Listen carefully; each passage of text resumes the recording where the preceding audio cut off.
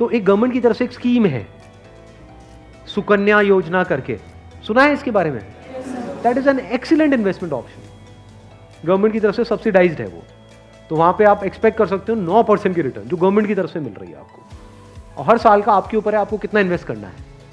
Highest limit 1.5 lakh की है, but आपके ऊपर है। किसी साल में आपने 10,000 कर दिया, कभी 20,000 कर दिया, ऐसे आप करते रहे over a period of next 15-20 years. उसके बाद में एक बहुत बड़ा कॉर्पस उसको मिलेगा अपने एजुकेशन के लिए या किसी भी चीज़ के लिए, फ्यूचर के लिए। इसको बोलते हैं स्मार्ट इन्वेस्टमेंट। पैसे से पैसा कैसे कमाना है, ये एक बहुत बड़ी आर्ट है, क्योंकि ये जिसको आती है और अगर उसकी कमाई कम भी है तब भी वो आने वाले 20-30 साल बाद बिल्कुल ऐसा है जैसे कछुआ और खरगोश की कहानी। इमीडिएटली नहीं, मान लो कोई बंदा है 50,000 रुपए कमा रहा है लेकिन वो स्मार्टली इन्वेस्ट कर रहा है। दूसरी तरफ से कोई बंदा है जो 1 लाख रुपए महीने का कमा रहा है लेकिन ना तो ढंग से पैसा बचा रहा है ना समझदारी से इन्वेस्ट कर रहा है। तो आने वाले 20-30 साल बाद ये जो 50,000 वाला है ये उससे बहुत आगे होगा, ये करोड़ों में होगा, और उस बंदे के हाथ में कुछ भी नहीं होगा। वो हो सकता है डेट में हो, मतलब उसके ऊपर कर्जा होगा, और ये बंदा ऐसा होगा जो कर्जा देने लायक पोजीशन में होगा। ऐसा भी हो सकता है, ये अगर हम बेसिक से फंडों को समझते चले जाएं तो। अब ध्यान से समझना, अब यहां पर हम कहां तक पहुंच गए थे? SIP is an excellent option. SIP का मतलब होता है कि आपने अपना एक अमाउंट फिक्स कर लिया, हर महीने का इतना अमाउंट तो एसआईपी में देना ही देना है, म्यूचुअल फंड में। अब म्यूचुअल फंड कैसे चूज करें? हजारों म्यूचुअल फंड है। लार्ज कैप इक्विटी फंड को पकड़ो, वो भी कुछ वेबसाइट्स है जैसे मनी कंट्रोल है, वैल्यू रिसर्च है, वहां पर जाकर के देखो उन फंड्स की रेटिंग कम से कम 4 से 5 स्टार होनी चाहिए। कोई ऐसा फंड है उसकी 1 या 2 स्टार की रेटिंग है, मत करो उसमें, बल्कि ऐसा फंड होना चाहिए जो हर वेबसाइट पे 4 या 5 स्टार की रेटिंग है। अब आपने क्या किया कि हर महीने का अपना एक अमाउंट फिक्स कर लिया, दैट कुड बी एनीथिंग, 1,000 रुपए, 2,000 रुपए, 3,000 रुपए, 4,000, 5,000, what ever that amount is. SIP के थ्रू ऑटोमेटिकली इतना अमाउंट आपके अकाउंट से डेबिट होता चला जाएगा over a period of next 10 years, 20 years, 30 years. अभी स्मार्ट इन्वेस्टमेंट क्यों है? एक तरफ से मैं इंश्योरेंस के लिए मना कर रहा था, इसके लिए स्मार्ट क्यों है? क्योंकि यहां पे आपका पैसा नहीं कट रहा है, जो पैसा आप लगा रहे हो पूरा का पूरा इन्वेस्ट हो रहा है। इसमें भी 2 ऑप्शन है, एक आप ब्रोकर के थ्रू जा सकते हो, एक है डायरेक्ट जा सकते हो। तो वहां पे आपका 1% और बच जाएगा। मान लो टोटल 1.5% कटना था हर साल का, अब कितना कटेगा? सिर्फ आधा %। अभी 1% सुनने में छोटा लगता है, but over a period of 20-30 years ये लाखों रुपए का होता है। मतलब डिसीजन लेने में कुछ मिनट्स लगते हैं इन बातों को समझने में, लेकिन आने वाले टाइम में यही फर्क होगा कि आपके अकाउंट में लाखों है, करोड़ों है, क्या है। अच्छा, म्यूचुअल फंड क्यों और स्टॉक्स क्यों नहीं? क्योंकि स्टॉक्स में आप 1 या 2 या 4 में इन्वेस्ट कर रहे हो, म्यूचुअल फंड जो है वो डिवाइड कर देते हैं। वो मान लो 50 में उन्होंने इन्वेस्ट कर दिया, तो अब अगर उसमें से एक कंपनी बंद भी हो गई तब भी प्रोपोर्शनेटली जो आपने इन्वेस्टमेंट करी है उसमें उसका परसेंटेज क्या था? मान लो 2%, तो आपको 100 रुपए 98 रह गया, बस इतना ही हुआ। अब मार्केट में सबसे बड़ा डर लोगों को यह होता है जो म्यूचुअल फंड में नहीं इन्वेस्ट करते हैं कि कल को नीचे आ गया तो क्या होगा, क्योंकि नीचे आने की कोई लिमिट नहीं है। एफडी में यह है कि नीचे नहीं आएगा, इंटरेस्ट कम हो सकता है, नीचे नहीं आएगा। तो म्यूचुअल फंड में लोग नीचे आने के नाम से डरते हैं, ऊपर जाने में कोई डर नहीं है।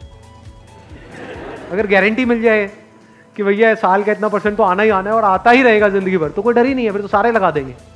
बट कोई गारंटी नहीं है ना, और नीचे भी जा सकता है। तो अगर कुछ ऐसा हो जाए कि अगर म्यूचुअल फंड नीचे भी जाए तब भी आपका फायदा हो जाए, तो प्रॉब्लम सॉल्व हो गई ना। ये मेरी अपनी स्ट्रैटेजी है, ये कोई किसी बुक में नहीं है या कोई थ्योरी नहीं है, ये मेरी अपनी स्ट्रैटेजी है, वो मैं आप लोगों के साथ में शेयर कर रहा हूँ। तो आपको क्या करना है, मोटा मोटा स्टॉक मार्केट को ट्रैक करना है। हफ्ते में एक दिन देख लो कि अभी कितने पे चल रहा है। मान लो एक पीक है, पीक अभी मान लो 40,000 है, अभी मार्केट चल रहा है अराउंड कितना? 37 के अराउंड चल रहा है। तो मेरी स्ट्रैटेजी क्या है, जैसे ही मार्केट 20% से नीचे गिर जाए कि मार्केट की ये पीक है, मान लो 40,000 है, अब मार्केट 30,000 पे आ गया है, तो आपने क्या किया? पहले इन्वेस्ट किया हुआ था एसआईपी में, लार्ज कैप्स में, आप इमीडिएटली जैसे ही मार्केट 30 पे आई आप स्विच कर गए मिड कैप में, not even in small cap, mid cap.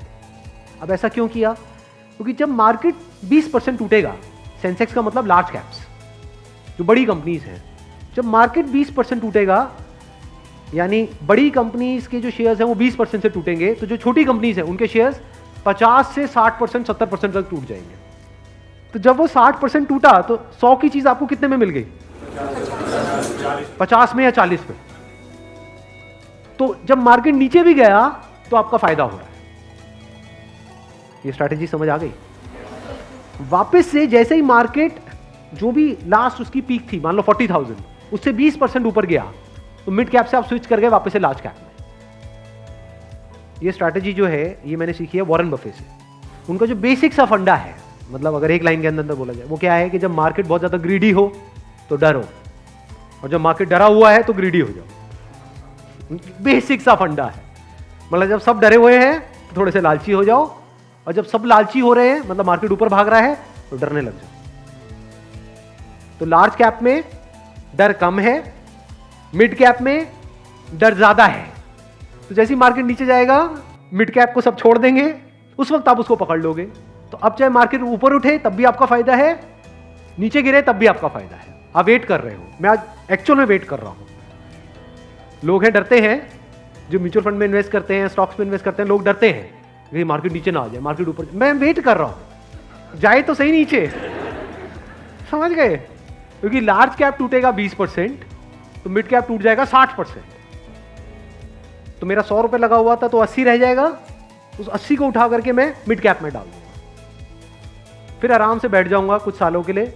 जैसे ही मार्केट ऊपर जाएगा, मतलब लोग लालच से तड़प रहे हैं, तब जैसे ही 20% ऊपर गया, मान लो 48,000 पे गया, मिड कैप से हट करके मैं आ जाऊंगा लार्ज कैप में, वापस से सेफ हो गया। अब जो नया पीक बन गया वो क्या बन गया? 48,000। आज की रेट में क्या है? 40,000। अब 48,000 पे 2020 चलेगा। आ गया गेम समझ में? तो यहां से आप पीसफुल हो, नहीं तो लोग डरे ही रहते हैं। म्यूचुअल फंड के नाम से डरते हैं। क्यों डरते हैं? अरे कम हो रहा है, कम हो रहा है, कम हो रहा है। कम हो रहा है तो बढ़िया है, तब भी आपका फायदा है, और बढ़ रहा है तो फायदा है ही है।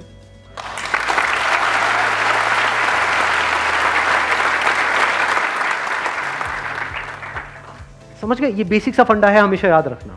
मतलब मासिस की जो साइकी है उससे आप कुछ अलग करोगे तभी आपके साथ कुछ अलग होगा, नहीं तो पूरी मार्केट रो रही होगी, आप भी बैठ करके रो रहे होंगे। अरे टूट गया, टूट गया, टूट गया, टूट गया, अरे गिर गया, गिर गया, गिर गया, गिर गया, मैं बर्बाद हो गया, मैं बर्बाद। बर्बादी में भी आपका जश्न होगा अगर इस तरह से आप समझ पा रहे हो तो।